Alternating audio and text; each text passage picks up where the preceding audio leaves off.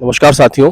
अभी हमारे पास बहुतेरे प्रश्न आते हैं और कुछ प्रश्नों को चयन करके हम लोग इस माध्यम से आपके बाद दूसरा अंक लेकर आए हुए हैं। और उसमें जो मूल प्रश्न आया है कि एक व्यक्ति जो ग्रेजुएट होकर बाहर निकला है, वो क्या तैयारी करे कि उनको फार्मा सेल्स सेक्टर में एक अच्छी जॉब मिल सके और किस तरह की तैयारियां वो कर सकते हैं।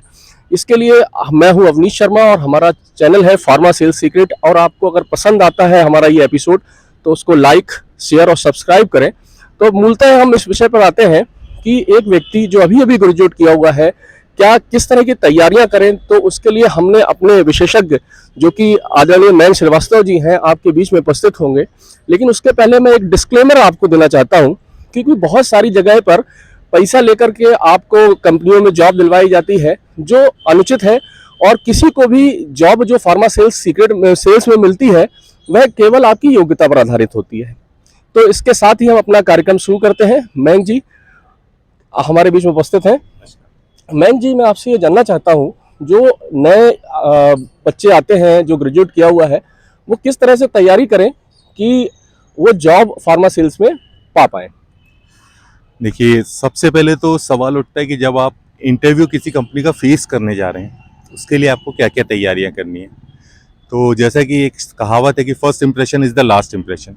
तो जब आप इंटरव्यू देने जाते हैं, जी जी तो सबसे बड़ा जो रोल प्ले करता है वो होता है आपका लुक। जी। तो बाकायदा एक प्रॉपर ड्रेसअप में यदि आप जाते हैं तो सामने वाला जो इंटरव्यूअर होता है उसके ऊपर एक अलग इंप्रेशन क्रिएट होता है। उसके लिए मैं कुछ चीज़ों की सलाह दूंगा कि सबसे पहले जब आप इंटरव्यू देने जाएं तो आपका ड्रेसअप जो होना चाहिए, बाकायदा पॉलिश किए हुए लेदर शूज़ हों, बहुत सही। सबसे बेस्ट। उसके बाद आता है फॉर्मल ट्राउज़र हो, फॉर्मल शर्ट हो, उससे मैचिंग करती हुई टाई। ये एक बहुत इंपॉर्टेंट रोल प्ले करती है, क्योंकि यदि आप टाई लगा के जाते हैं तो उससे आपकी सिंसियरिटी शो होती है। बिल्कुल ठीक है। उसके बाद अपन ऊपर आते हैं। यदि आप दाढ़ी नहीं रखते हैं तो क्लीन शेव होके जाएं।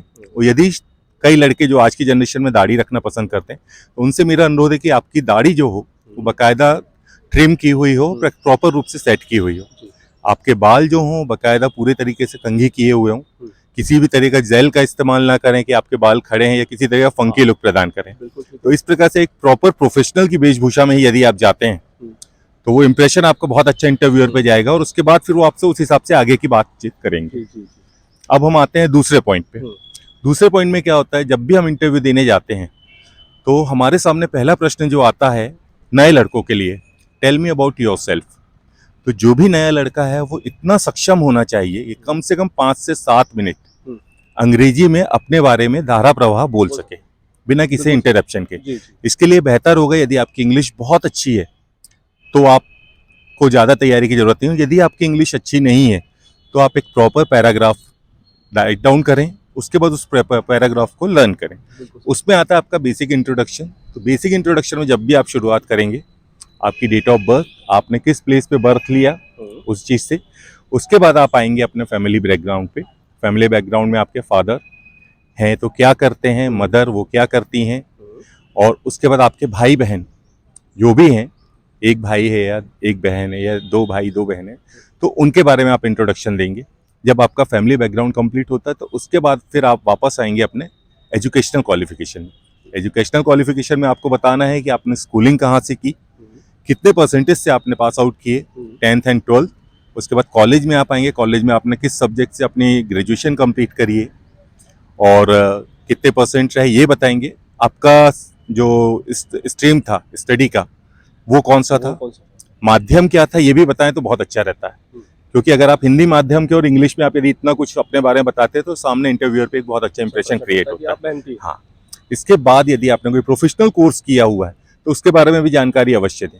किसी भी तरह का कोई भी चीज़ यदि आपने किसी ईयर में, भगवान न करे, यदि आपका फेल भी आया है तो आप उस चीज़ को भी हाईलाइट करें, और बाकायदा पूरी ईमानदारी से कि क्यों फेल हुए थे आप।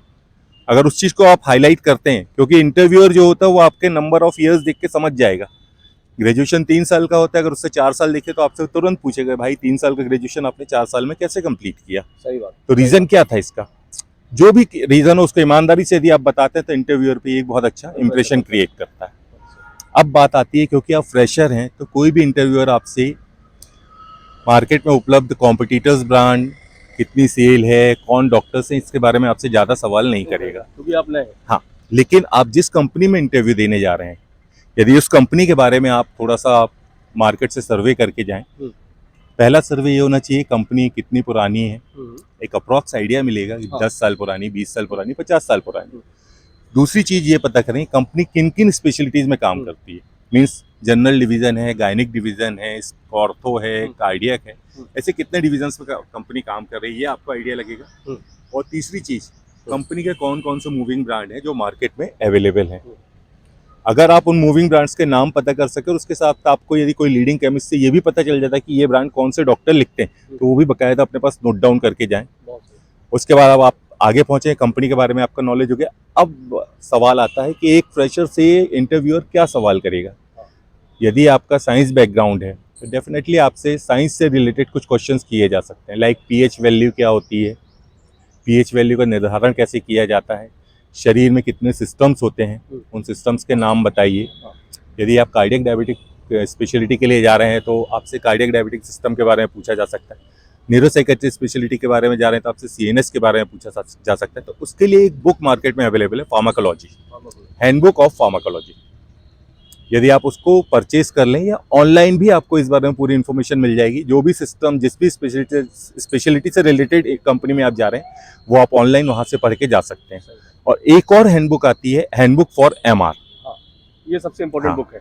क्यों? क्योंकि वहां से सवाल क्रिएट होता है कि what is the job of MR, हमारा मेन जॉब क्या होता है एमआर का। लड़के अक्सर बताते हैं सर प्रमोशन करना, ये करना, वो करना, डॉक्टर के पास जाके मिलना, ये सब हमारा सेकेंडरी जॉब है। जो प्राइमरी जॉब होता है वो रहता है कंपनी के लिए रेवेन्यू जनरेट करना, मींस सेल जनरेट करना, जनरेटिंग प्रिस्क्रिप्शन और सेल जनरेट करना। यदि आपने सीधा जवाब दिया कि सर एमआर का बेसिक जॉब सेल करना होता है, फिर अगला क्वेश्चन आता है कि एमआर को सेल करने के लिए क्या क्या करना होता है। तब आप उसमें बताएंगे कि सर बाकायदा हमको डॉक्टर चैम्बर में जाना है, डॉक्टर के पास प्रमोट करना है हमारा ब्रांड, उसके बाद केमिस्ट के पास जाना है, केमिस्ट से हमें सर्वे करना है, हमारा ब्रांड अवेलेबल कराना है, स्टॉकिस्ट के पास जाके चेक करना है ब्रांड अवेलेबल है कि नहीं, अगर स्टॉकिस्ट पे अवेलेबल है तो रिटेलर के पास अवेलेबल, ये सब चेक करने का हमारा ये जॉब रहता है। पर बेसिक रोल सेल। आदरणीय मयंक जी, मैं आपसे ये जानना चाहता हूँ कि और कोई ऐसी योग्यता जो मेडिकल रैप में होनी चाहिए जिसके विषय में थोड़ा सा अगर प्रकाश डाल पाए तो। सर एक मेडिकल रैप के ऊपर जो एक योग्यता आज की डेट में कंपलसरी हो गया वो है कंप्यूटर का नॉलेज।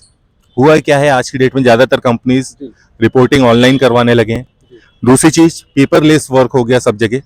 स्टॉकिस्ट भी यदि सेल्स एंड स्टॉक स्टेटमेंट भेजते हैं तो वो ऑनलाइन ही भेजते हैं, और कंपाइलेशन जो होता है, सेल कंपाइलेशन, वो भी ऑनलाइन करना पड़ता है। इसके अलावा कंपनी के संग जो कम्युनिकेशन होता है केवल ईमेल के थ्रू ही होता है। तो उसके लिए हमारे पास अगर कंप्यूटर का बेसिक नॉलेज है तो फार बेटर है। क्योंकि मैंने जो अभी थोड़ी देर पहले एक जिक्र किया था, आपके पास कोई प्रोफेशनल क्वालिफिकेशन है, मेरा मतलब कंप्यूटर से ही था। यदि आपको कंप्यूटर का नॉलेज है तो उसको जरूर मेंशन करें और उसमें आपको क्या क्या आता है ये आप बताएंगे। बेसिकली अगर एमएस ऑफिस आपको परफेक्ट आता है तो आप एक फार्मा सेल्स एम्प्लॉय की जॉब करने के लिए बहुत उपयुक्त रहती है। देखिए, बहुत ही शानदार विचार हमारे आदरणीय मयंक श्रीवास्तव जी ने आपके सामने रखे, और भविष्य में भी हमारा ये सीरीज चलती रहेगी। जिस तरह से एक प्रश्न आपने मुझसे किया था कि ग्रेजुएट किस तरह से जॉब पा सकते हैं, जिसका कि समाधान मयंक जी ने किया, उसी तरह के अन्य प्रश्नों को मैं आपसे पूछना चाहता हूं या मुझे बता सकते हैं, जिसका उत्तर हम दूसरे एपिसोड में मयंक श्रीवास्तव जी से लेंगे। तब तक मेरा चैनल फार्मा सेल्स सीक्रेट को लाइक, शेयर और सब्सक्राइब करें। धन्यवाद आपका।